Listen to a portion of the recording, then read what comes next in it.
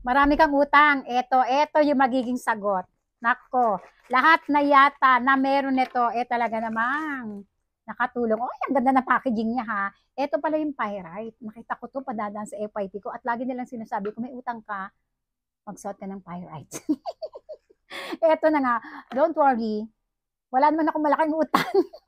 Nagustuhan ko lang siya kasi nga isa rin tong lucky charm. Bukod sa, syempre, magpapasok na ng maraming pera sa'yo. Syempre, magbayad ka. Magbayad ka ng utang kapag kami pumasok na pera sa'yo. Uy, may pa-free gift. Ayan o.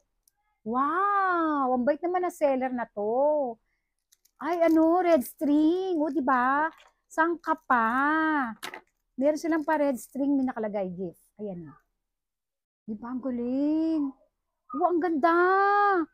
Wala, ang ganda ng red string. Oh. Yung galing, oh. White na seller. Ah, ito na yung pyrite. Ang ganda rin ng lagayan, oh, di ba? Wow, ang ganda. Ayan, kaya pala sabi nila, ang pyrite daw ay parang totoong ginto. Kita nyo, kumikinang-kinang. Grabe, ang ganda. Ang ganda niya, oh. Ewan ko na lang kung hindi pa maakit ang pera rito sa sobrang kinang nito. At kapag marami ka ng pera, oy, bayad ka ng utang ha. So, ayan, oh, ganda. Akitin talaga nito, maraming pera papasok sa'yo.